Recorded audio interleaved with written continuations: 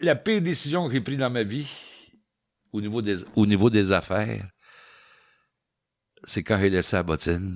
Là, je te fais des confidences, là. Elle sait c'est quoi. Ça, on en revient au début de ta carrière avec La Bottine.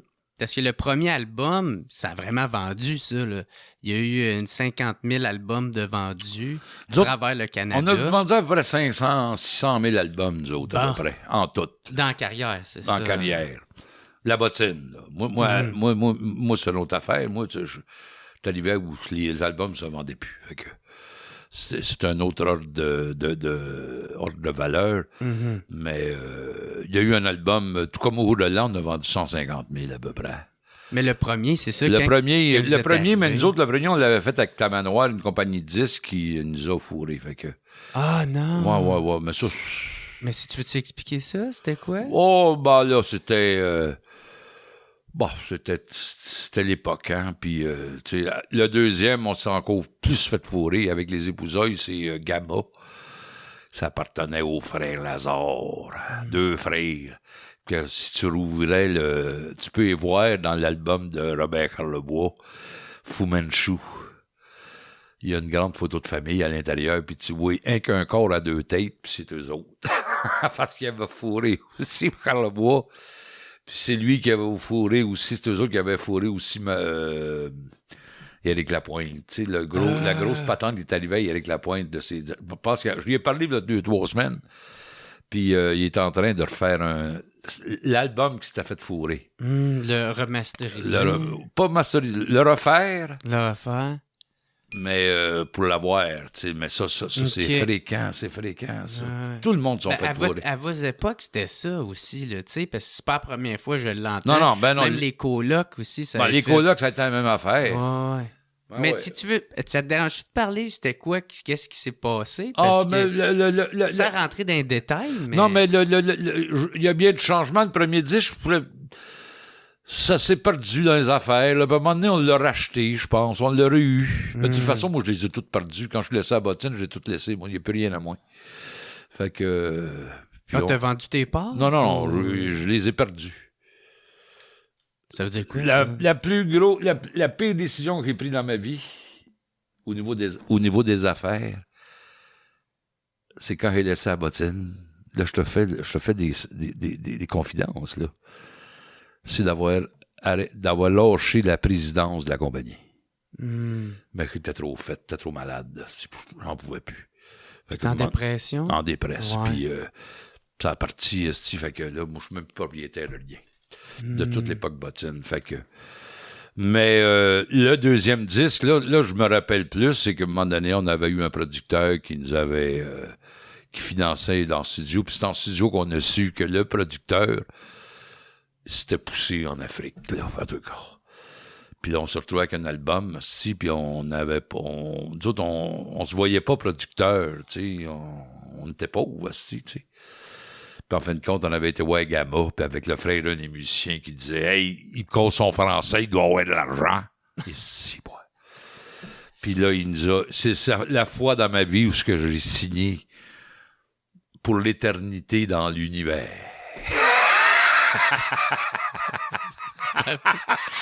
Ça veut dire quoi, ça? Là, ça veut dire que j'ai signé pour l'éternité dans l'univers entier. Fait que genre, tout ce que tu fais, ça appartient à quelqu'un d'autre? Ce disque-là, okay. on l'a jamais eu. On s'était fait fourrer, là. Sacrément. Non, mais c'est ça. Mais qu'est-ce que tu veux? Qu'est-ce que tu veux? C'est quoi, vous aviez pas conscience de ce que vous faisiez à ce temps-là? Ça impliquait quoi? Moi, tu sais, écoute, quand t'es jeune, là, pis t'es fou, là, pis t'es à go, pis nous autres, c'était plus la musique, la musique. Avoir du fun. Tu veux faire, tu sais, on apprend. C'est ça, l'apprentissage, ça commence de bonne heure, puis ça finit jamais. Ça, c'est vrai. Fait que là, il arrive le troisième album. Là, le troisième, on n'était plus, un peu plus, c'était Boulot Noir, je pense, c'était-tu Boulot Noir ou, bon, c'était notre premier album. Non, c'était Chic and Swell, je pense, le troisième. Non, le troisième, c'est Chic and Swell. Ben oui, c'est Chic and Swell. Ouais. Fait que mais là, je pense qu'on avait appris un peu. Puis on a parti d'une compagnie qui s'appelait Mille Pattes. Ah, OK, c'était à vous autres, ça, 1000 pattes. Ouais, c'était nous OK. autres. C'était la bottine, là, puis nous autres. Ouais. Puis... Mais moi, j'ai investi ma blonde aussi, qui était gérante pendant longtemps. Mais là, ça, c'était mieux, j'imagine, vu que c'était... Bon, ça allait, on a commencé, là, puis là, c'est là, Chicken Swell, c'est là qu'on partait dans nos grosses tournées américaines. On partait 10 semaines, c'est à la côte ouest. Là, on se louait un truck à Los Angeles. Là, vous avez pu faire de l'argent. Puis on partait avec des grosses boîtes de micro-sillons de 33 tours. Là, puis on achetait une caisse de vin dans les vineries de Napa, Sonoma, Valley, en Californie. Puis on connaissait du monde, puis ils nous recevaient, puis on partait, puis on faisait des books. On se rendait là, Washington, Oregon, BC, tu revenais par Chilliwack, après ça tu revenais Idaho, Montana, Utah, des crises de 10 000 milles. Des tournées qui finissent des plus. grosses de tournées, puis on revenait avec 200-300 pièces dans nos poches, mais on a eu du fun en maudit. Comment ça? C'est quoi, vous dépensiez tout? Ben non, mais les cachets étaient pas gros. Moi, j'ai encore des cachets, des petits cahiers Des notes? Des notes, là, de, tu sais, 50 piastres, 75 piastres. Tu sais, mais on apprenait. Ah, OK, c'est parce que vous saviez pas c'était quoi les cachets dans ce temps-là. Non, mais il n'y en avait pas c'était les cachets de clubs, de salles de spectacle. Ah, OK. C'était pas des gros festivals. Là. Non, c'était pas des gros festivals. Il y en avait quelques gros des fois. OK. Mais ça reste que c'est un métier qui était difficile. Ben, tu sais, monétairement, il y a eu de la survie là-dedans, là, beaucoup, là, puis tout ça. Mais on faisait pas ça pour ça. Puis moi, qu'est-ce que tu veux? Moi, j'ai hérité de ma mère d'une chose. Ben, de plusieurs choses, mais une chose que je suis bien content. J'ai trouvé justement, quand là, je suis dans mes impôts, puis dans un papier, j'ai trouvé un vieux chèque de ma mère, ma défunte mère, qu'elle m'avait fait, que j'avais jamais passé, un chèque de 200 pièces. Mais ma mère, elle aimait pas l'argent. Elle avait pas de sentiments. Tu comprends? Oui. Puis ça, je l'ai hérité, moi. Moi, je m'en calisse. Tu comprends? Ben, au moins, t'es pas à sa merci à l'argent, là, tu sais. C'est pas l'argent qui me mène. Ouais. Moi, l'argent, c'est pour faire vivre ma gang. Mm-hmm. Philippe, qui est mon gérant, qui demeure à Santiago, qui a 2 jeunes enfants, puis qui travaille avec moi, puis c'est un gérant extraordinaire à part de ça. Il est bon, puis il a appris de sa mère, que sa mère, c'était la gérante de la bottine, tu sais. Fait que, puis j'ai un endroit où je demeure qui demande de l'investissement un peu, tu sais, parce que c'est 9 arpents de terre, tu sais, puis des gros arbres, puis des cabanes partout, un village, moi, de vieilles cabanes sur le bord de la rivière, puis tout ça. Fait que moi, pourvu que j'ai mes affaires, moi, le restant, moi j'arrive, moi, je suis le genre de gars qui donne son chèque. Puis c'est parfait. Il n'y en a pas de problème. Il n'y en a pas de problème parce que j'ai pas le sentiment d'en manquer. Puis ça aussi, je l'ai réglé, ça. Parce que moi, je suis un fils d'ouvrier. Mon père, il est mort pauvre comme la gale, puis frustré de l'être. Ah. Parce que ça t'a marqué, ça? Parce que c'est un gars talentueux comme ben des fils d'ouvriers du Québec à l'époque. C'est un gars talentueux, mais il avait peur. Il avait peur d'être boss. Fait qu'il s'est fait fourrer. C'était un foreman d'un shop de couture. Des fois, il gérait 150 femmes. C'était brrr, brrr, bip, brrr.